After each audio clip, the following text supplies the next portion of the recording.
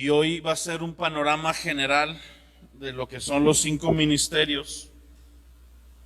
Y los próximos meses vamos a ir viendo cada uno por separado, más profundo. Entonces, ahí hay unas notas. Casi todo lo que les voy a decir está basado en las notas. Y vienen varios versículos, ya sea transcritos completamente o algunos nada más las menciones para que luego lo puedan ustedes ir a consultar. Y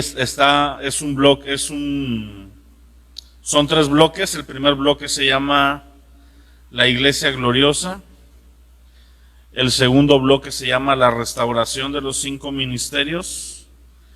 Y el último bloque se llama descripción práctica de los 5 ministerios. Entonces voy a tratar de que sean bloques de 1 hora y 10 minutos cada uno para cubrirlos los 3. Y en el primero podemos ver lo que es la Iglesia Gloriosa. Cuando hablamos de la Iglesia Gloriosa, se refiere a la Iglesia de los últimos tiempos. Se le conoce teológicamente como la Iglesia Gloriosa o la Iglesia Triunfante.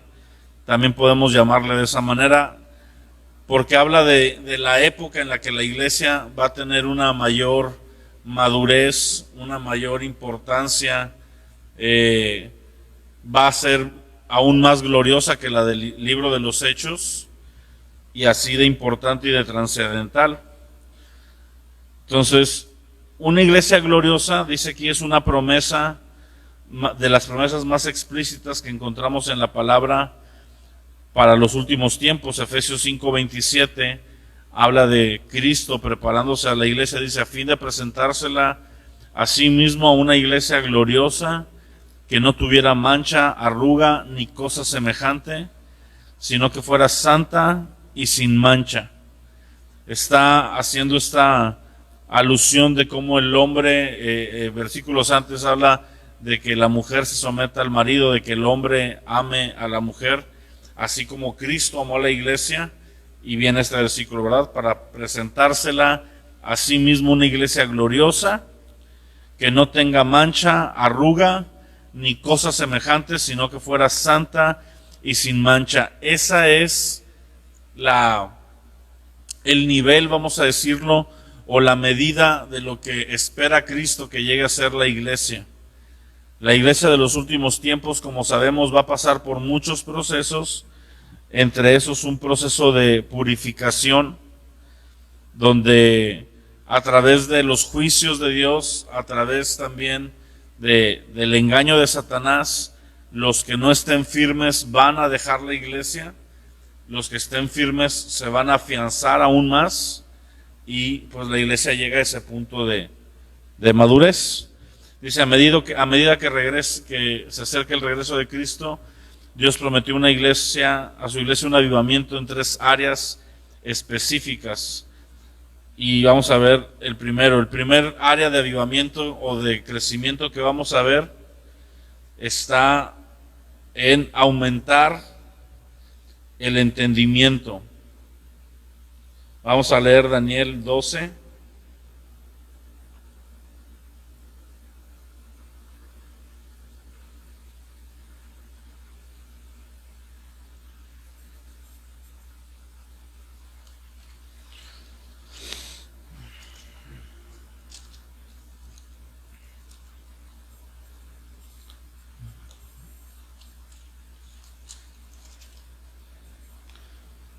Daniel 12 dice, en aquel tiempo se levantará Miguel, el gran príncipe que está de parte de los hijos de tu pueblo, y será tiempo de angustia, cual nunca antes fue desde que hubo gente hasta entonces. Pero en aquel tiempo será libertado tu pueblo, todos los que se hayan escritos en el libro. Muchos de los que duermen en el polvo de la tierra serán despertados, unos para vida eterna y otros para vergüenza y confusión perpetua. Y en el versículo 3 dice, los entendidos resplandecerán como el resplandor del firmamento, y los que enseñan la justicia a la multitud como las estrellas a perpetua eternidad. Luego en el capítulo 11, unos versículos atrás, 11:32, dice, hablando de el anticristo también, dice: con lisonjas seducirá a los violadores del pacto, mas el pueblo que conoce a su Dios se esforzará y actuará. Y los sabios del pueblo instruirán a muchos, y por algunos días caerán a espada y a fuego, en cautividad y despojo, y en su caída serán ayudados de pequeño socorro, y muchos se juntarán a ellos con lisonjas. También algunos de los sabios caerán para ser depurados, limpiados y emblanquecidos hasta el tiempo determinado, porque aún para esto hay un plazo. Y el rey hará su voluntad, se ensorbecerá, se engrandecerá sobre todo Dios, y contra el Dios de los dioses hablará maravillas, y prosperará hasta que sea consumado de la ira, porque lo determinado se cumplirá. Mas el Dios de sus padres no hará caso, ni del amor de las mujeres, ni respetará a Dios alguno, porque sobre todo esto se engrandecerá. Honrará en su lugar al Dios de las fortalezas, Dios que sus padres no conocieron, lo honrará con oro y plata, con piedras preciosas y con gran precio. Con un Dios ajeno se hará de fortalezas más inexpugnables, y colmará de honores a los que le reconozcan, y por precio repartirá la tierra. Pero al cabo del tiempo el rey del sur contenderá contra él, y el rey del norte se levantará contra él como una tempestad con carros. Ya me fui muy lejos, ¿verdad? Ya está hablando más del anticristo. Pero el 11:32 y 33 habla el 33 sobre todo: los sabios del pueblo instruirán a muchos, y por algunos días caerán a espada y a fuego y a cautividad y despojo.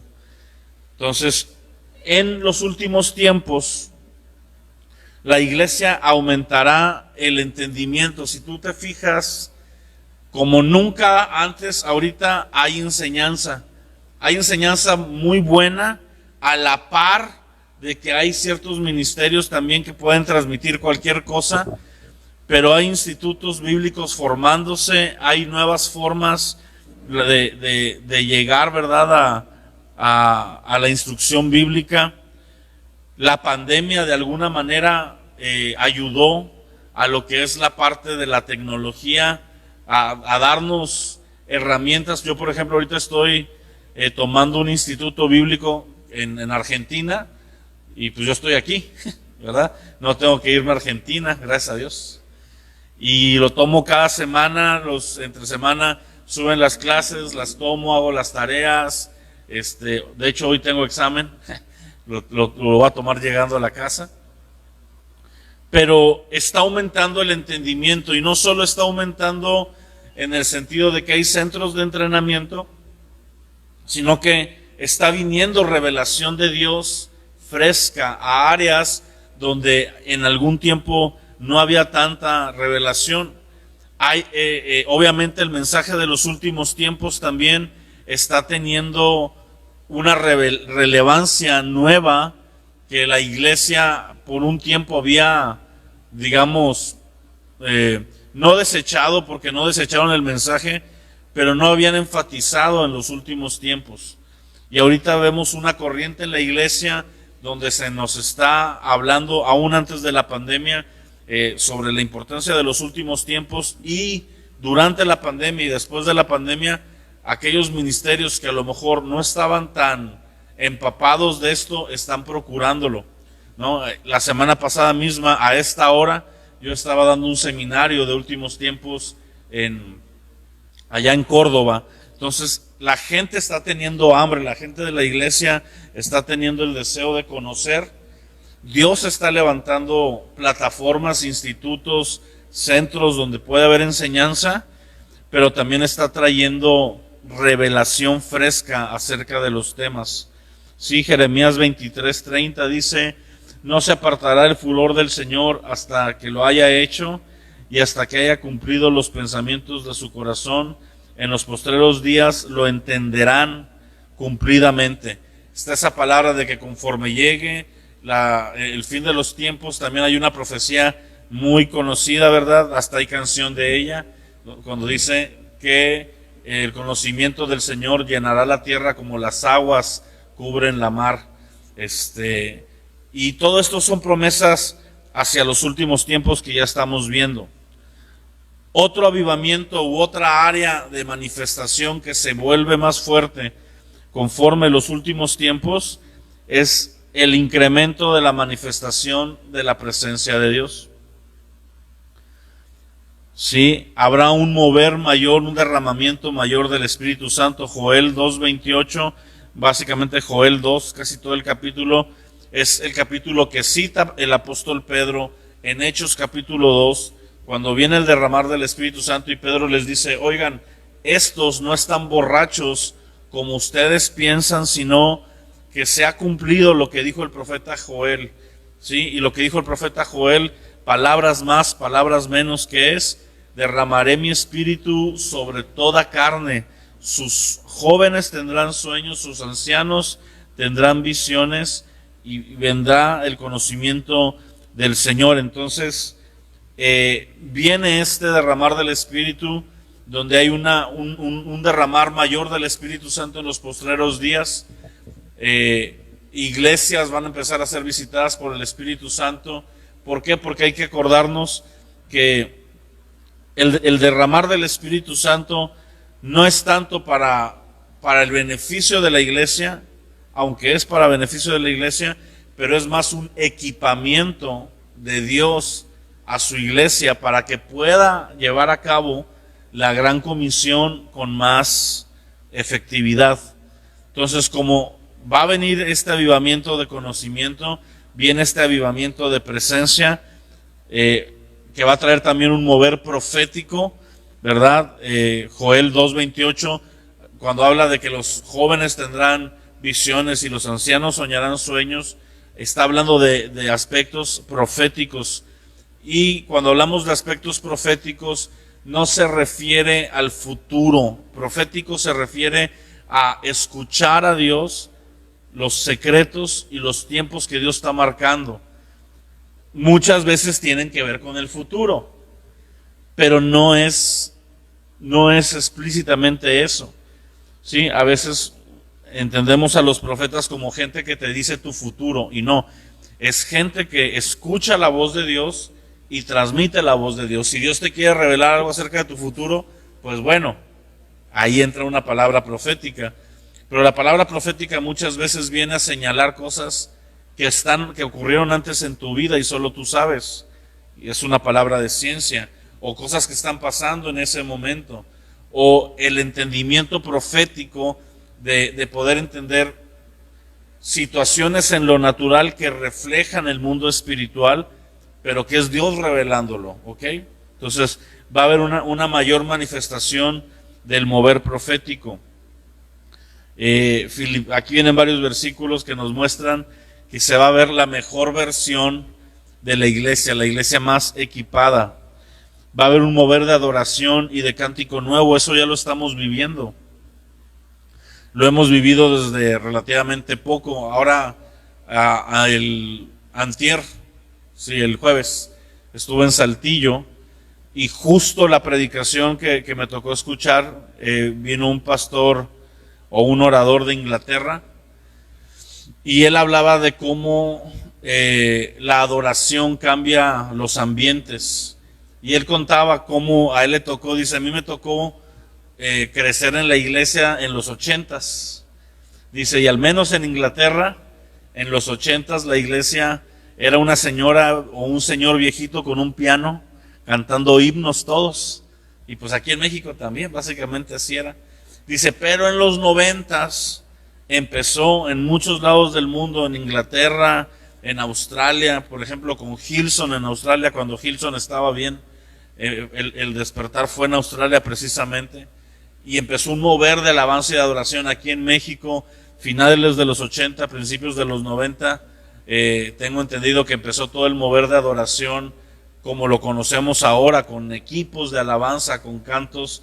En aquel entonces los inicios de Marcos Witt, Chuy Olivares, cuando además de pastorear trabajaba y ministraba la alabanza, Jesús Adrián, todos pioneros de esos tiempos, que dio luz a lo que hoy conocemos como un mover normal. Ya lo normal hoy en la mayoría de las iglesias es tener un equipo de alabanza, ¿verdad? Pero en esos entonces no, y hubo una revolución. Bueno, en los últimos tiempos viene una manifestación de un mover, pero que tiene que ver más que con la forma en cómo se toca, con el contenido de las letras.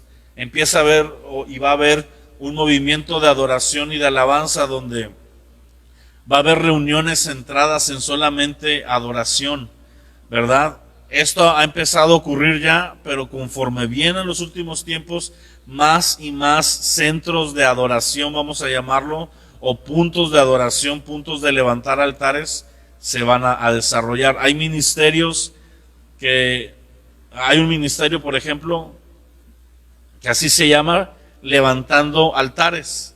Y lo que ellos hacen es, van a ciudades, X ciudad, y tratan de centralizar una reunión de alabanza y de adoración abierta.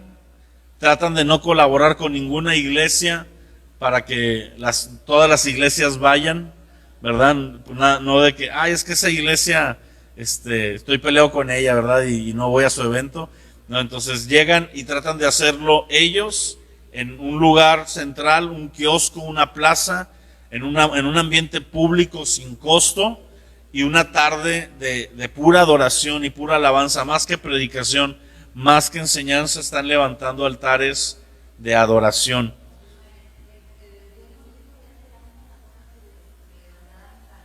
De adoración. Así es. De hecho, pues parte de lo que vamos a hacer ahora que venga el equipo de misiones, como les digo, es una tarde de adoración, que el centro sea ese, que podamos tener no 40 minutos, sino lo que el Señor quiera poner ahí, preparar unas cuantas canciones y fluir. Y también, según Lucas 18, del 7 al 8, que es la parábola del juez injusto, que habla de la importancia de orar de día y de noche continuamente. Habrá casas de oración. Esto en el tema de que se va a incrementar la manifestación de su presencia. Estas dos cosas juntas, el mayor entendimiento y la mayor manifestación de su presencia, van a servir para el punto 3, que es potenciar la gran comisión. ¿Sí? El levantar altares tiene que ver con adorar a Dios, cambiar la atmósfera donde estamos para que se propicie una apertura al Evangelio.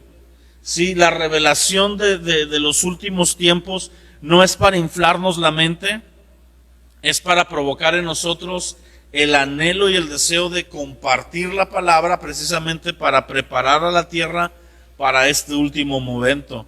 El que empiece a ver señales y milagros en la iglesia no es para hacer campañas de sanidades y que vean a la iglesia como tal, sino para que por medio de señales y milagros se confirme la predicación del Evangelio, ¿ok? En el libro de Hechos, las señales confirmaban el mensaje, no eran el mensaje. No podemos caer en predicar acerca de los milagros, sino que predicamos acerca de quien hace los milagros, y milagros ocurren para confirmar el mensaje del Evangelio. Entonces, como parte de esta potencia de la gran comisión, va a haber un movimiento de mensajeros, un movimiento misionero, podemos llamarle así. Se van a levantar misioneros como nunca antes en ninguna otra generación. Siempre que un verdadero avivamiento viene, hay misioneros. Cuando fue el avivamiento de los moravos, esa reunión de oración de 100 años, lo que desencadenó fue un movimiento misionero. Y de la misma manera, Azusa provocó un movimiento espontáneo misionero, ¿verdad? La gente dejaba sus comunidades, a lo mejor no se iban a otras naciones totalmente, sino dejaban su casa por una comunidad a veces hasta cercana, pero llegaban como gente de fuera a predicar un mensaje y establecer congregaciones. Por eso Latinoamérica está tan llena del movimiento que se le llama pentecostal, ¿no? ¿Por qué? Porque Azusa fue en Los Ángeles y se desprendió sobre todo hacia las partes de abajo, ¿verdad? De Estados Unidos para acá, misioneros que venían con la enseñanza del pentecostalismo que estaba resurgiendo en aquel entonces. El evangelio, acuérdate que una de las características del fin de los tiempos es que no vendrá el fin hasta que sea predicado el evangelio en toda la tierra. Entonces, como parte de la iglesia gloriosa de los últimos tiempos, va a haber este movimiento. En Romanos 11 aprendemos también que cuando se da la plenitud de los gentiles, viene la conversión masiva o el avivamiento de evangelismo a Israel. ¿Cuál es la plenitud de los gentiles? ¿Sí saben a qué se refiere la Biblia cuando habla de la plenitud de los gentiles? Más o menos, pero es más específico aún.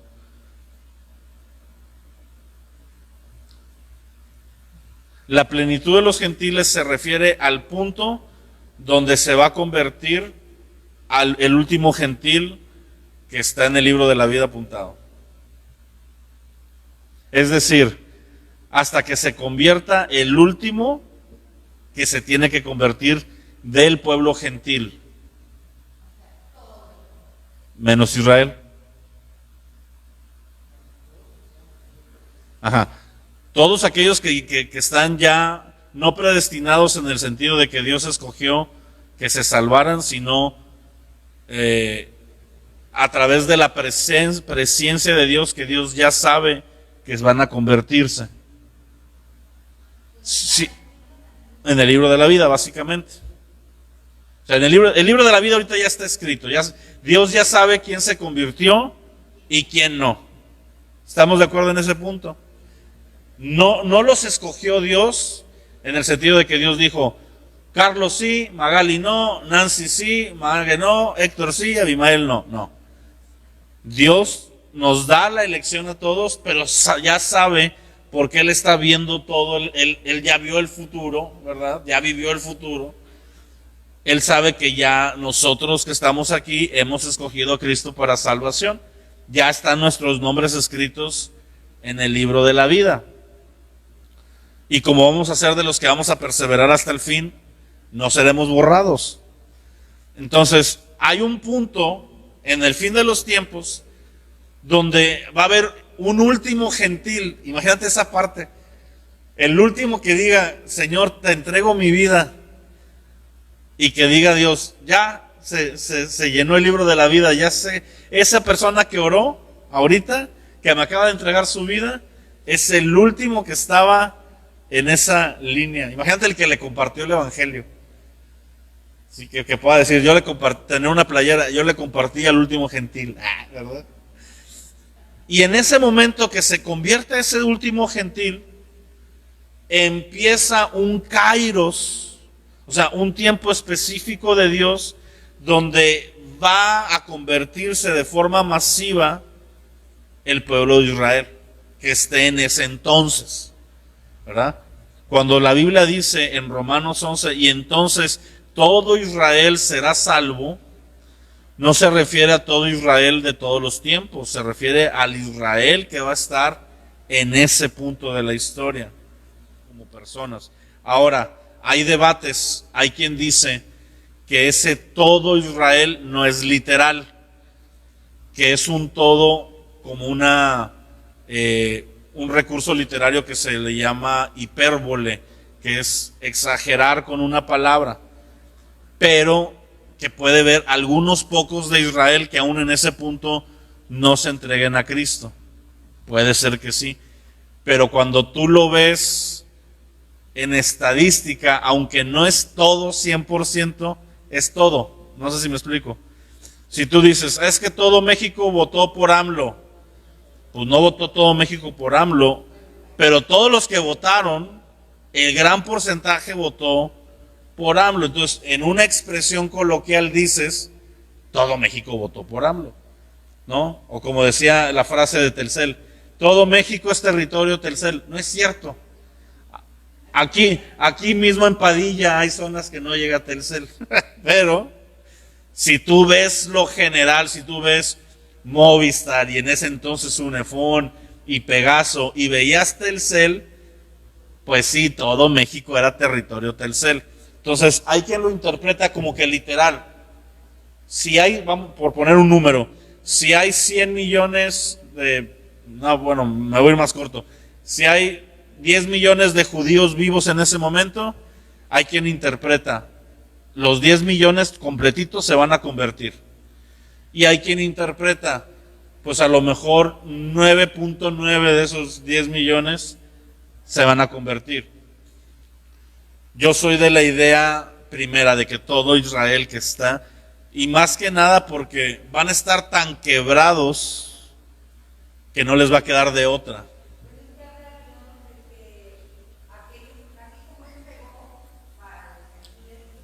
Para que pudiéramos nosotros el velo.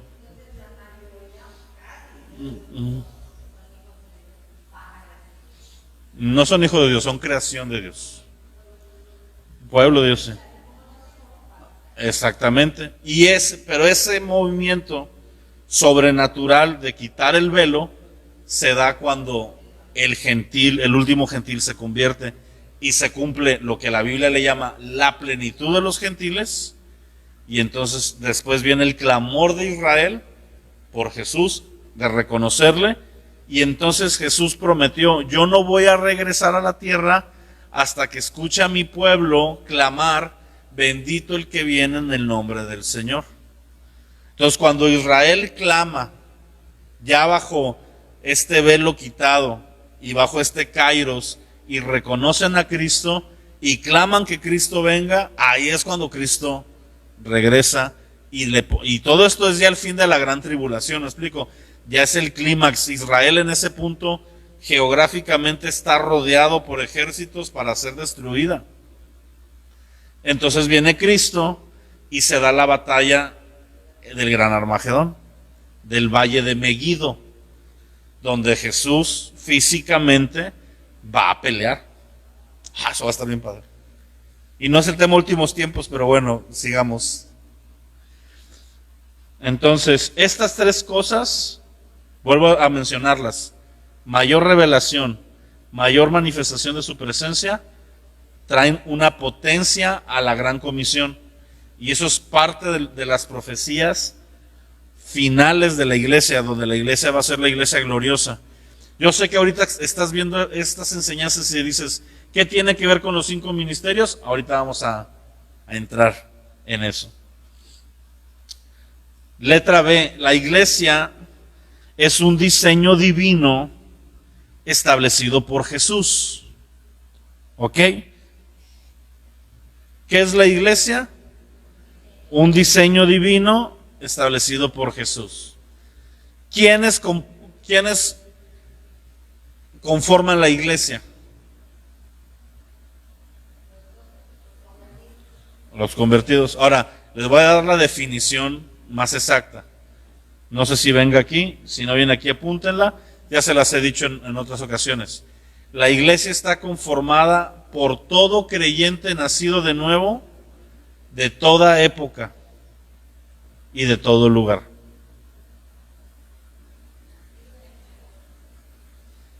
De toda época y de todo lugar.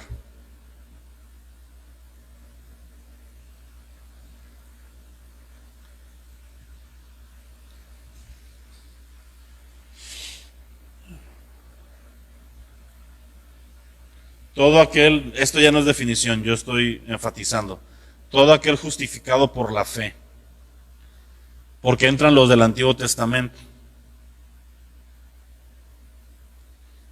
Entonces, la iglesia, el cuerpo de Cristo, es una entidad, es un diseño divino establecido por Dios, que trasciende el tiempo.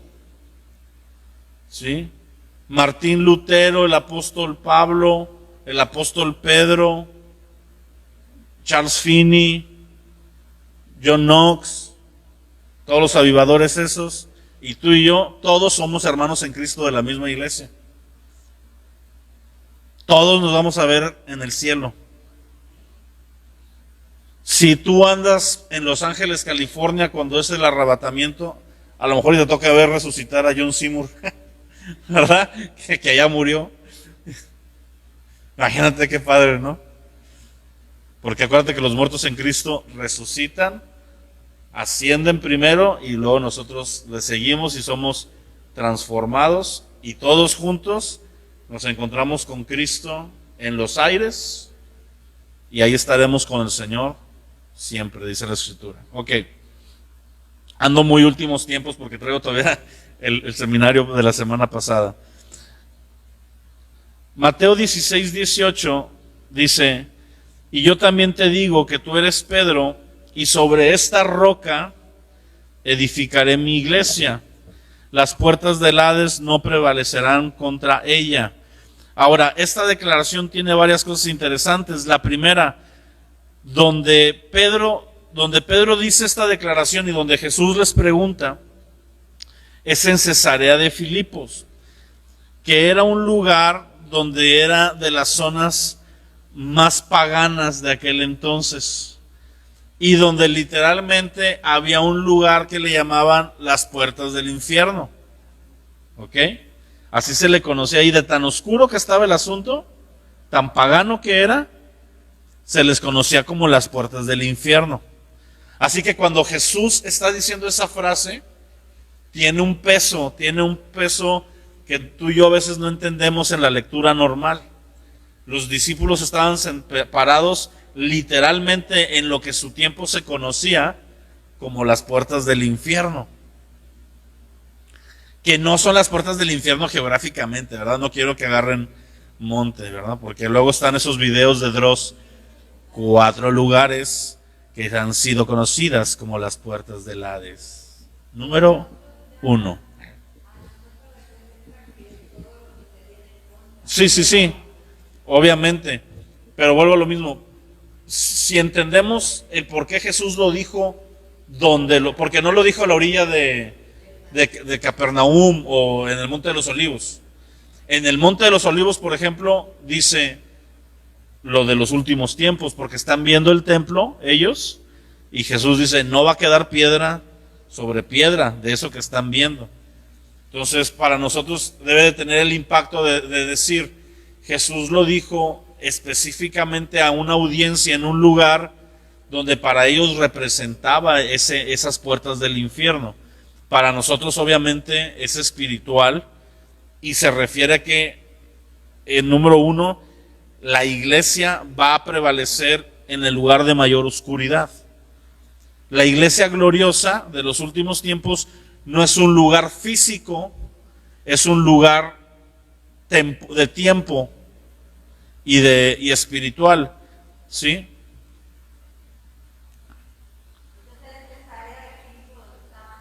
Así es. No es donde estaban esas puertas, así se le conocía a la zona. Es como decir Mataulipas, en vez de Tamaulipas, porque matan mucha gente aquí. Así le decían a esa zona de tan mal que estaba. Ah, pues ¿a dónde vas? A Filipos, a Cesarea de Filipos. Ah, la puerta del infierno. Cuidado, ahí estás a nada de caerte al infierno. O sea, nada más para. ¿Mande? No, va a enfrentar un lugar el lugar de mayor oscuridad.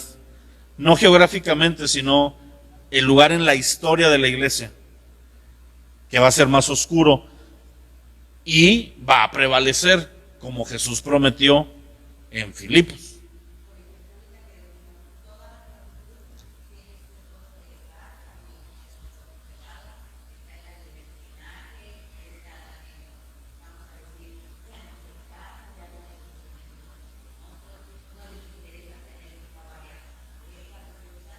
No quieren hijos. Deja los perros en paz.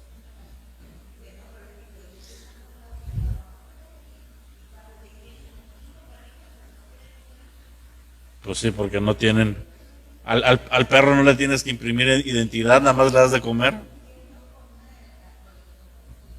Así es, multiplicarse y fructificar.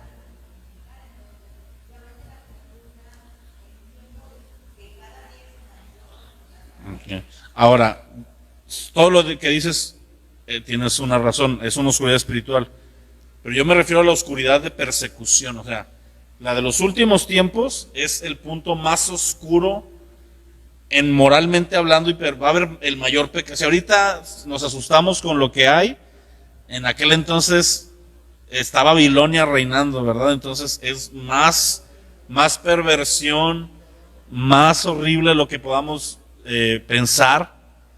Y aparte hay una persecución física de martirio, de matar al creyente y de matar al judío en ese punto. Exactamente. Ahora, el punto número 2 dice, la iglesia es un diseño sagrado y divino.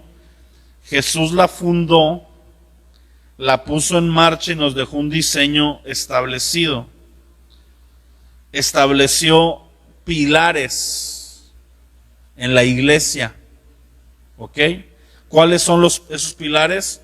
Son los 5 ministerios. Y prometió perfeccionarla antes de su regreso. Esto es bien interesante. La iglesia, número 1, Jesús la fundó. No nació sola, no es la idea del hombre. No es que se juntaron personas e hicieron una organización. Es un diseño de Cristo. Por eso dice en Efesios, y Él mismo constituyó. ¿Ok? La iglesia, acuérdense, tiene este tipo de definición bíblica. La iglesia es una institución.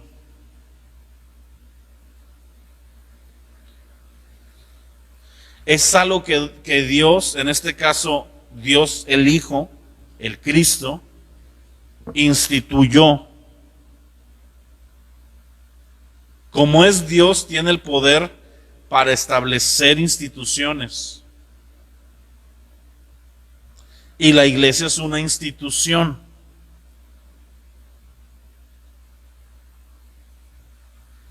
¿A qué me refiero con una institución? A eso, algo que Dios dijo, esto se va a establecer así. Va a tener esta forma, tiene un modelo. ¿Qué otras cosas han sido instituidas por Dios a través de la historia? ¿O qué otras instituciones conoces de Dios en la vida, en el mundo? El matrimonio. El matrimonio es una institución creada por Dios, que tiene marcos, que tiene formas, que dice, es entre un hombre y una mujer. Cuando se casan, dejará el hombre y la mujer, ambos dejarán a su padre y madre y formarán una nueva familia. ¿Con qué propósito? Con el de fructificar, multiplicarse, y en ese acto dan gloria a Dios y sobre todo esparcen el reino. ¿Por qué? Porque no nada más es multiplicarse biológicamente, tener el hijo, sino es ahora instruirlo en los caminos de Dios para que ese hombre mañana crezca, se encuentre a una mujer que viene de otra familia donde se instituyó a Cristo, y esa otra mujer viene y ahora se unen y forman una nueva familia. ¿Con qué propósito? Fructificar y multiplicarse. ¿Pero para qué? Para extender el evangelio, porque van a tener hijos que van a crecer, van a haber estado instituidos en Cristo. Ese es el modelo de Dios. Lastimosamente en el mundo no se está cumpliendo. Hay matrimonios cristianos que luego no instruyen a los hijos, y los hijos crecen y ya no están instruidos y se topan con pared y todo, y por la gracia y la promesa de que nuestra familia será salva, en algún punto de la historia se convierten, pero no con el proceso de desde chico venir formado, crecer con una mentalidad de reino y con esa mentalidad formar otra familia y que se den esos eslabones. Ok, así como dice Magali, el matrimonio es una institución. La alabanza y la adoración a Dios es otra institución que tiene formas, tiene principios. Cuando hablamos de que algo es una institución formada por Dios, sobre todo, algo que hay que remarcar es eso, que como es algo que Dios instituyó, lo instituye de cierta manera, no es como a Dios nos da a entender. La iglesia tiene que llevar ciertas características para poder llamarse iglesia. Las iglesias locales también, porque pertenecen. ¿Las iglesias locales serán una institución de Dios? Las iglesias locales, aún las sanas, no son una institución de Dios, pertenecen a la institución de Dios. Por eso les digo, como es una institución, hay reglas. Y hay cosas en las que, por ejemplo, si tú me dices, tal iglesia, vamos a ponerle nombre, Familia de Fe. Familia de Fe, que es una iglesia de un amigo mío, tiene un modelo de ancianos. Hay 4 pastores ahí. Si tú me dices, ¿esa es una iglesia para ti bíblica? Para mí, sí. Esa iglesia. No todas las que se rigen así, pero esa, porque la conozco, yo te pudiera decir que sí. ¿Por qué? Porque ahí hubo un pastor que la fundó, que ese pastor se puso a trabajar en preparar a otros para que pastorearan junto con él. Y fueron siendo nombrados pastores con el tiempo. Primero fue él, luego hubo otro, y ahorita ya van 4, que son los que gobiernan la iglesia. ¿Y por qué te digo que sí es bíblica para mí? Porque sí están sujetos en autoridad, aunque sea entre ellos. No es que de la nada uno de ellos dice, yo hago esto y se acabó, y esto enseño, y predico esto, y me lo saco de la manga, y no. Si él predica algo que cae en una herejía, los otros 3 lo corrigen. Le dicen, oye, te estás predicando mal en esto. Y corrigen a la iglesia, esto que se enseñó no es correcto. ¿A mí quién me corrige si yo estoy dando una herejía? Mis pastores y mis líderes. Ellos están supervisando. Entonces, pero a quien no tiene autoridad, a quien se salió de una iglesia enojado porque no le gustó cómo era y quiso plantar la suya, y a mí Dios me habla directo, yo no tengo pastor, y aquí en la iglesia todos sujétense a mí. Eso es una secta casi, eso ya es un autoritarismo. Es ¿a ti quién te corrige? Esa es la pregunta.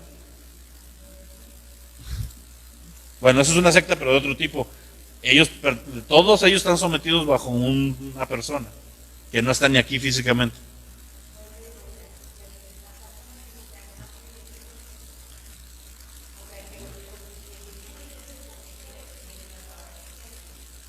Pues no sé exactamente cómo se rijan ellos en la organización, ¿verdad? Pero sé que hay uno mero que les da y lavan el dinero con todo. ¿Sí? Yo creo que la pregunta clave cuando alguien está pastoreando una iglesia es ¿a quién le rindes cuentas tú? ¿Quién te pide cuentas a ti? Y si la respuesta es Dios y yo, ya agarraste monte. O si la respuesta es estas personas que están debajo de mí me rigen a mí y yo a ellos, tampoco, porque volvemos a lo mismo, entra un conflicto de interés. Por ejemplo, había una iglesia que dijo el pastor, nosotros no tenemos cobertura. Él dijo así, esta me consta, conocí el caso así de cerquita. Le preguntaron al pastor, oiga, ¿y a ustedes a qué iglesia, a qué cobertura pertenecen? Y él contestó, no a ninguna. Y contestó, ¿por qué? Dijo, nosotros pertenecíamos a un grupo, pero hubo un abuso sobre nosotros y pues nos retiramos de ahí.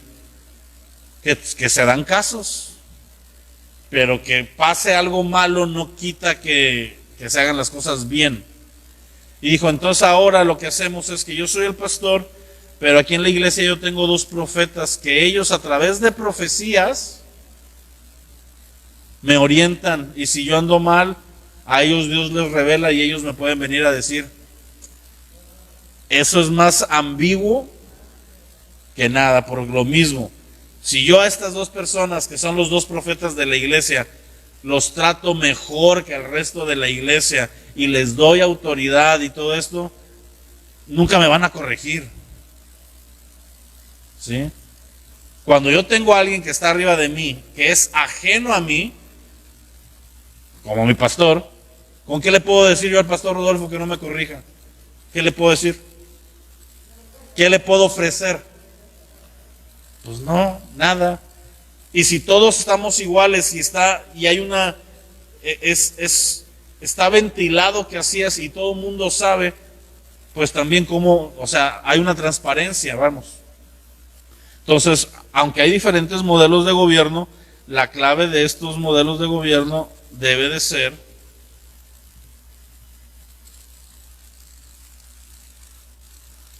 qué raro, me llegó una llamada de WhatsApp. Debe de ser una rendición de cuentas clara a alguien, tener una autoridad. Ahora vamos a la que sigue para ir entrando al receso. Lo que sigue es el modelo de Antioquía, así se le llama, la letra C. El modelo de Antioquía es lo que nosotros deseamos tener.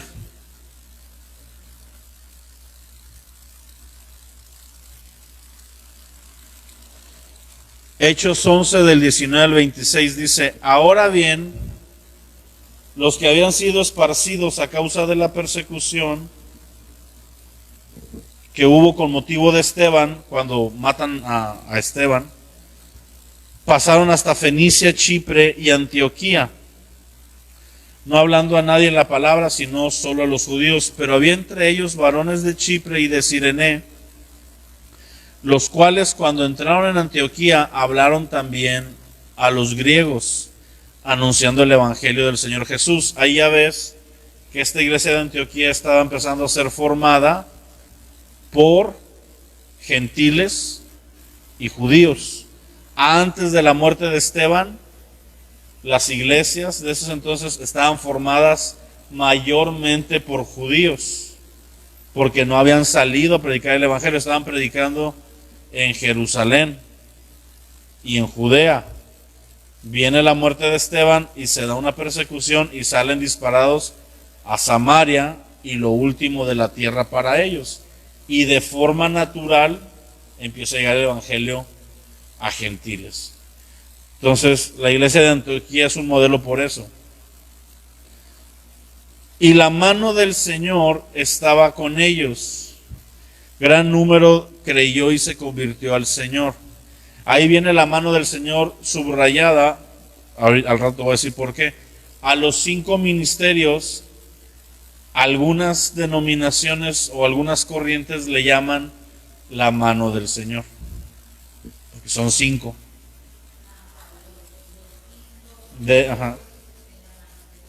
Algunos así le llaman. Entonces, algunos dicen que aquí cuando dice y estaba con ellos la mano del Señor, hablan de que en este ministerio está organizado de esta manera. Se me hace muy rebuscado, pero así lo dicen algunos. Yo comparto lo que dicen, más no todo lo tomo. Ahora dice: llegó la noticia de estas cosas a oídos de la iglesia que estaba en Jerusalén. La iglesia de Jerusalén estaba formada por los 12, y de los 12 había 3 que lideraban juntos. ¿Que eran quiénes? Jacobo o Santiago, Pedro y Juan. Pedro y Juan y Jacobo, o Juan y Santiago, hermanos en la carne, y Pedro. No, porque es el que es decapitado. Cuando agarran a Pedro, seguramente también al paso del tiempo otros se sumaron. Pero estos tres comprendían entre los 12 un poquito más. No era Pedro sobre la iglesia, no era ¿cómo le llaman? El primer papa. Pedro mismo, cuando tú lees, él se considera columna de la iglesia, no líder y no fundamento. El fundamento de la iglesia es Cristo. Entonces, entre ellos tres gobernaban a la iglesia de ese entonces y obviamente entre ellos mismos. Y también teníamos a gente como el apóstol Pablo más adelante, que no pertenecía a ese grupo, pero que era escuchado por la iglesia. Al grado que Pedro es reprendido públicamente por Pablo. En una ocasión dice en Gálatas que tuvo que reprender a Pedro porque Pedro estaba cayendo en hipocresía a sentarse a comer solo con los judíos y no con los gentiles, siendo que Pedro fue el primero en predicarle a los gentiles. Entonces Pablo se enoja y le dice: Pedro, la estás regando, estás cayendo en hipocresía. Y Pedro no le dice: ¿y quién eres tú para corregirme? No, Pedro dice: tienes razón, la estoy regando. O sea, el gobierno de la iglesia debe ser hombres humildes que pueden recibir corrección de otro que, aunque no sea su autoridad, pero sabes que tiene autoridad porque sabes lo que Dios está haciendo, puedes escucharlo. ¿Sí? Los niños son los que más corrigen a uno luego. ¿Por qué si la Biblia dice esto estás haciendo esto? Entonces, pues porque soy un cochino pecador, ¿qué te digo?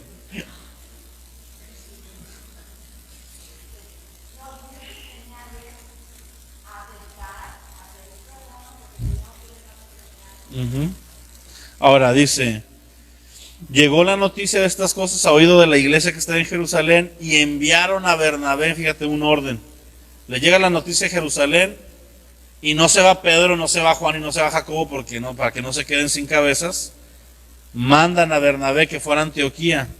Y cuando llegó y vio la gracia de Dios se regocijó y exhortó a todos que con propósito de corazón permanecieran fieles al Señor, porque era varón bueno y lleno del Espíritu Santo y de fe, y una gran multitud fue agregada al Señor. Después fue Bernabé a Tarso para buscar a Saulo, y ahí Saulo se acaba de convertir, y hallándole le trajo a Antioquía, y se congregaron ahí todo un año con la iglesia y enseñaron a mucha gente.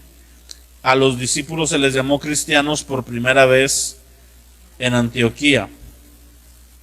¿Ok? Entonces aquí voy adelantándome un poquito. Aquí vemos cómo esta iglesia se funda, pero volvemos a lo mismo de lo que estábamos hablando ahorita. No así nada más dijeron: ay, pues ya aquí somos cristianos, a echarle ganas. De Jerusalén, que era la iglesia establecida de los 12, mandan a un supervisor a que vaya y vea cómo está ese rollo en Antioquía. Y los de Antioquía reciben a Bernabé, se dejan examinar por Bernabé, se dejan corregir lo que esté bien, lo que esté mal. Bernabé se queda ahí. Fíjate la humildad, porque los de Antioquía pudieron haber dicho: ¿y para qué nos mandan a Bernabé? No, aquí entre nosotros, ¿Bernabé qué? Él no fundó nada, él ni nos conoce. Aquí nosotros conocemos a Don Chuy, que es el pastor. No, ellos están sujetos a la autoridad y manda a la iglesia a Bernabé y ellos lo reciben. Y Bernabé llega y dice: sí.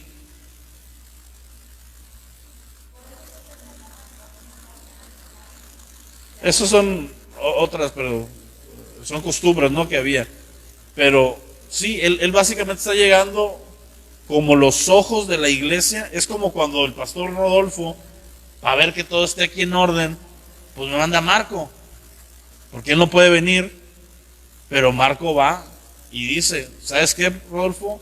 Sí están haciendo las cosas. Y no se basan en los números de gente ni nada de eso.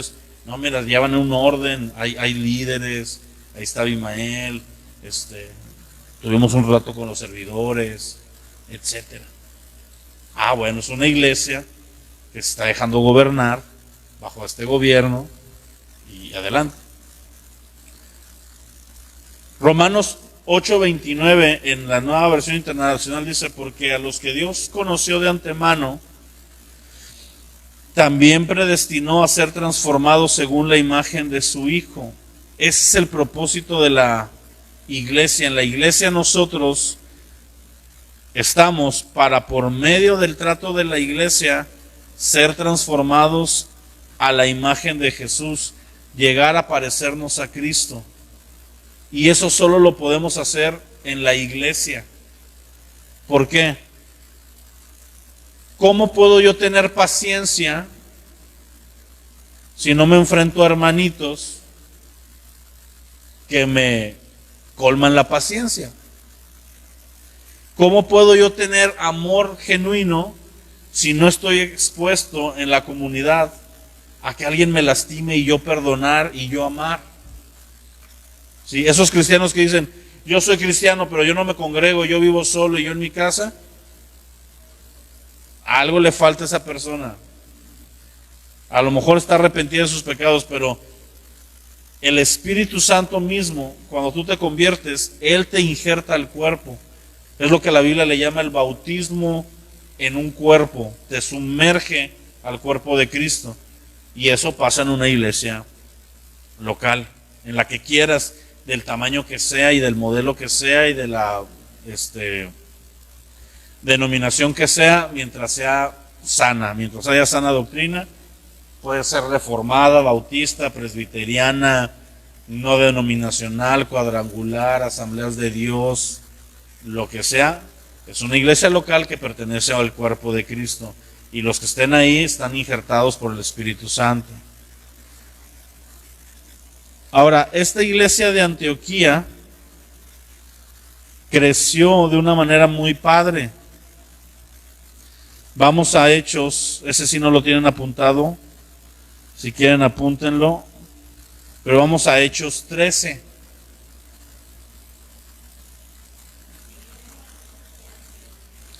Lo que vimos ahorita es el modelo de la iglesia de Antioquía. Cómo la iglesia se empezó a formar. Esa iglesia de Antioquía se empezó a formar porque hubo persecución. Mandaron a Felipe, supervisa que todo esté bien. Sigue esa iglesia, y ¿qué hizo? Perdón, no mandaron a Felipe, mandaron a Bernabé. ¿Y qué hizo Bernabé? Bernabé se quedó en esa iglesia a fortalecerla, pero antes de establecerse ahí, se trajo a Pablo, todavía a Saulo. ¿Para qué se trajo a Saulo? Para discipularlo. Pablo ahí estaba en un proceso de discipulación, y el que lo discipuló en gran manera fue Bernabé. Y hubo un tramo donde Saulo estuvo solo en el desierto del Arabá y tuvo revelaciones de Cristo directamente. Ahora, ¿qué dice Hechos 13? Fíjate, versículo 1. Había entonces en la iglesia que estaba en Antioquía profetas y maestros. Esa misma iglesia que capítulos antes apenas se acababa de formar, ya tenía establecidos dentro de la iglesia a 3 del ministerio, de los 5 ministerios. ¿Por qué digo a 3? Porque uno se da por hecho. Si había profetas y maestros, forzosamente había pastor. ¿Ok? O pastores en todo caso, si hubieran sido varios. Pero ya tenemos 3 expresiones de este ministerio, de los 5. Y te dice quiénes eran los profetas y maestros: Bernabé, Simón, el que se llama Níger, en la Nueva Traducción Viviente dice al que apodaban el Negro. Yo siempre he dicho que ese apodo del negro es el apodo más bíblico y antiguo del mundo.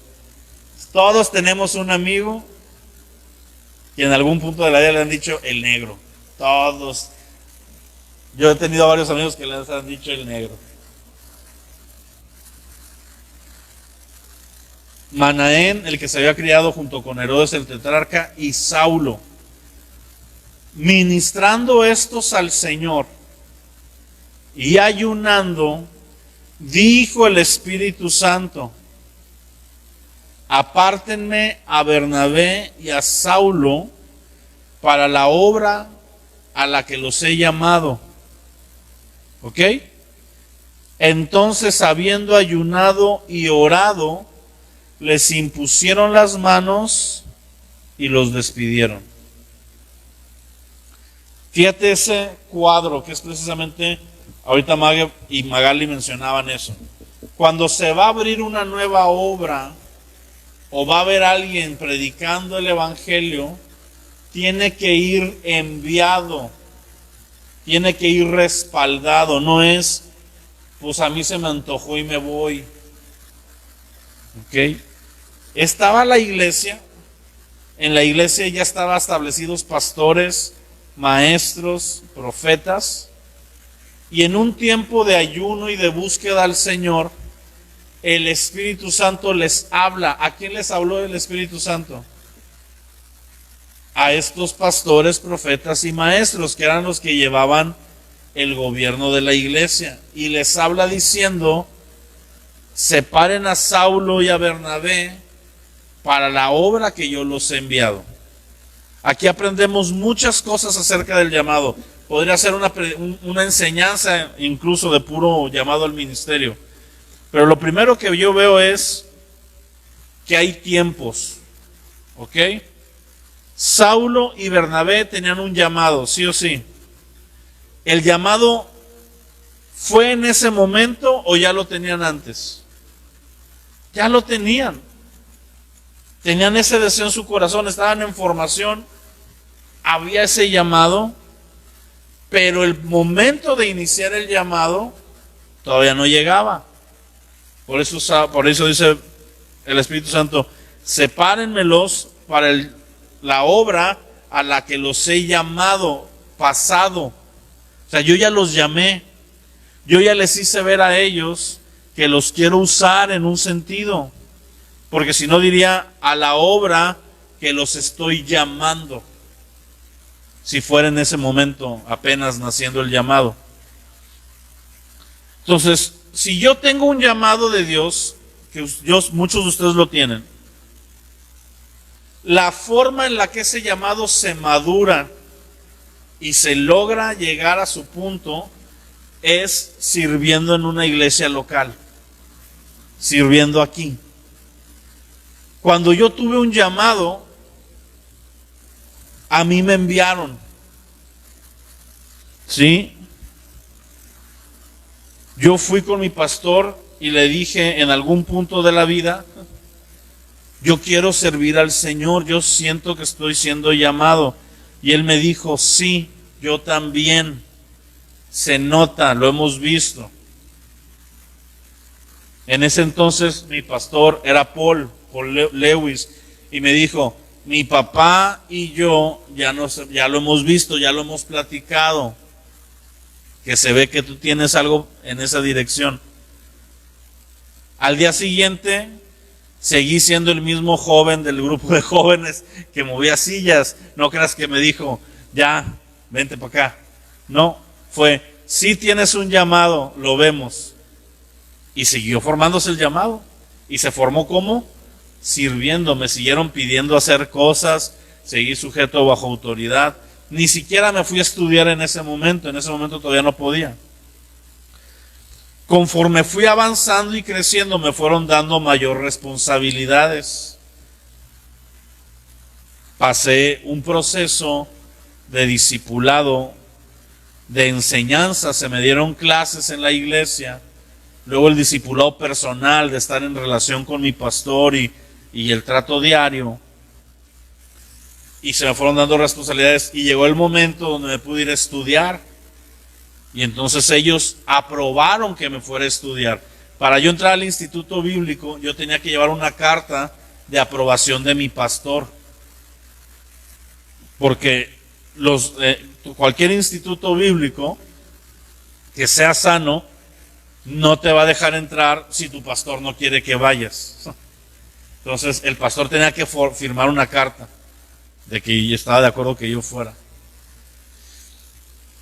Me formé ahí, regresé y ellos me enviaron a Tampico. Ellos oraron por mí delante de toda la iglesia, me reconocieron que tenía un llamado y que me estaban enviando. Pasó el tiempo y hubo el cambio de cobertura, y el cambio de cobertura no fue, ya no me gusta aquí, me voy para allá. No, fue una plática con mi pastor, donde decidimos que lo mejor ya era yo buscar otro lugar, porque él ya estaba en Estados Unidos, y aunque venía y mandaba videos, no era lo mismo. Y entonces él platicó con el pastor Rodolfo, ya habiendo yo pedido la cobertura. El pastor Rodolfo platicó con él de que yo me estaba saliendo en orden y todo estaba bien, y entonces ya el pastor Rodolfo me recibió. Y cuando el pastor Rodolfo me recibió, oraron por mí delante del liderazgo de Amistad de Monterrey, en esta expresión es de esta casa, y respaldamos lo que está haciendo en Victoria y Tampico en ese entonces. Y es una línea de autoridad. Entonces, el llamado lo da Dios, pero la forma en la que Dios evidencia que ya es momento de que trabaje es por medio de la bendición de las autoridades de esa iglesia, imponiendo manos y enviando. Ahora, ¿por qué aquí es enviando? Porque se fueron de misioneros. Si se fueran a quedar dentro de la iglesia como pastores, pues les ponen las manos y se quedan ahí, no los envían. Usamos nosotros el término enviado por este versículo, por este pasaje. Pero no nada más la imposición de manos se da cuando sales de una iglesia a otra, se da cuando vas a tener un cargo reconocido por la iglesia, puede ser en la iglesia misma. ¿Ok? Entonces, este es el modelo de Antioquía que vemos un poquito más en la palabra. Colosenses 1, 26 al 27 también nos habla de esta formación de Cristo en nosotros. Dice, el misterio que había estado oculto desde los siglos y edades, pero que ahora ha sido manifestado a sus santos, a quienes Dios quiso dar a conocer las riquezas de la gloria de este misterio entre los gentiles, que es Cristo en ustedes, la esperanza de gloria. Entonces, nosotros lo que buscamos a través de la iglesia local es crecer en imagen a Cristo, que Cristo, la esperanza de gloria, sea formado en nosotros. Gálatas 4:19, Pablo le dice a los Gálatas, hijitos míos, por quienes vuelvo a sufrir dolores de parto hasta que Cristo sea formado en ustedes. Los Gálatas les habían salido a Pablo con 2-3 cosas ahí doctrinales, y Pablo está entre enojado y preocupado y les dice, ay, hijitos míos, me están causando dolor, siento dolores de parto. ¿Por qué? Porque todavía no se termina de formar Cristo en ustedes. Esa es la postura de un líder. Cualquier figura de los 5 ministerios está para formar en otros a Cristo. El maestro por medio de la enseñanza, el evangelista por medio de la predicación del evangelio y de que la gente se convierta, el pastor por medio de pastorear a la gente, el profeta por medio de la enseñanza profética y la guía profética, y el apóstol por medio de llevar a la gente a la madurez en Cristo. Todos los 5 ministerios tienen ese fin: formar en otros a Cristo.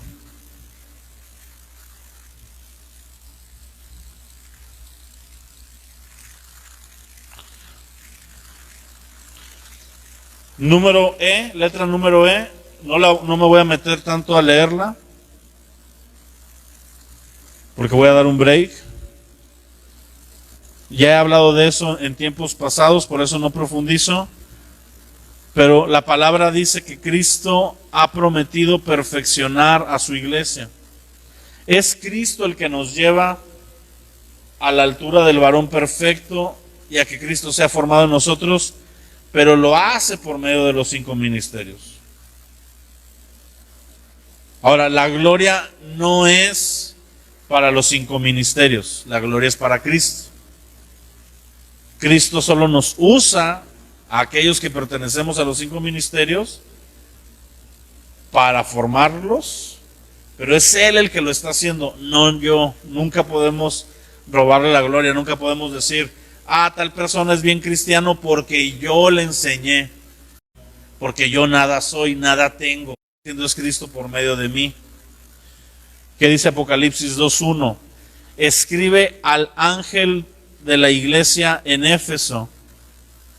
¿Quién es el ángel de la iglesia en Éfeso? El pastor. Fíjate cómo se refiere Cristo al pastor de una iglesia, el ángel de la iglesia.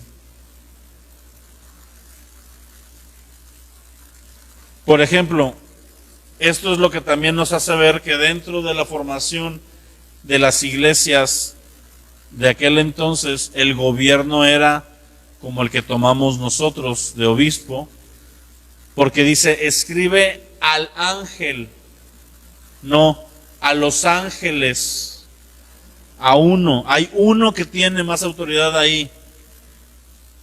No le dice, escríbele al consejo de ángeles.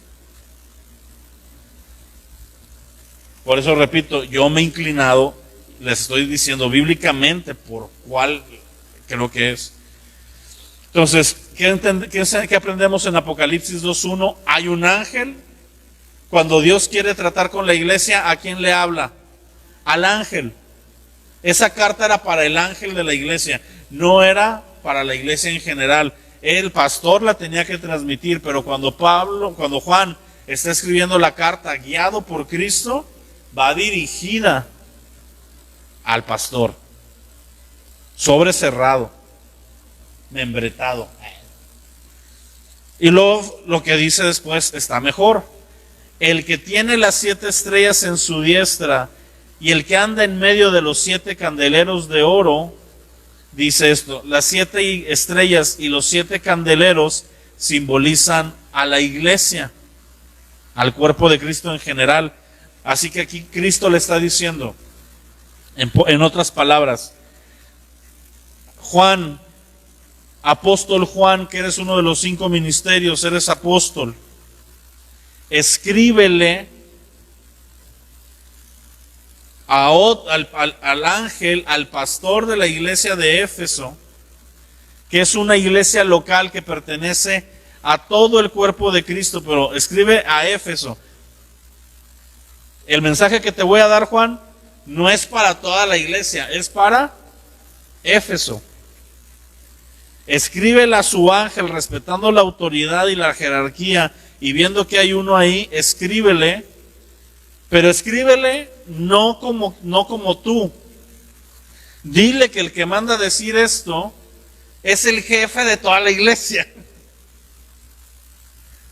¿Te fijas qué hermoso es la expresión de la iglesia de Cristo? Donde Jesús dice, díganle al ángel de la iglesia de Éfeso que el que se pasea entre todos los candeleros le manda a decir esto. Sí, por si se pone muy loco el que esté en Éfeso en ese entonces, diga, el apóstol Juan, ¿qué quiere? No, no es el apóstol Juan. Es el apóstol Juan de parte de Cristo. Así que si te vas a enojar con alguien, es con Cristo. Tú sabes si te quieres enojar o no, ángel de Éfeso.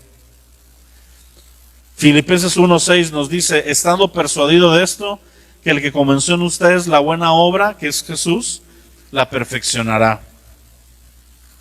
Efesios 5:27 ya lo leímos, que Jesús quiere una iglesia pura, limpia, sin mancha y sin arruga. Y vamos a tener un break de 10 minutitos Y el tema que sigue es el segundo bloque que se llama Restaurando los 5 ministerios. Puedes pausar y continuamos ahorita transmitiendo. Ahora sí.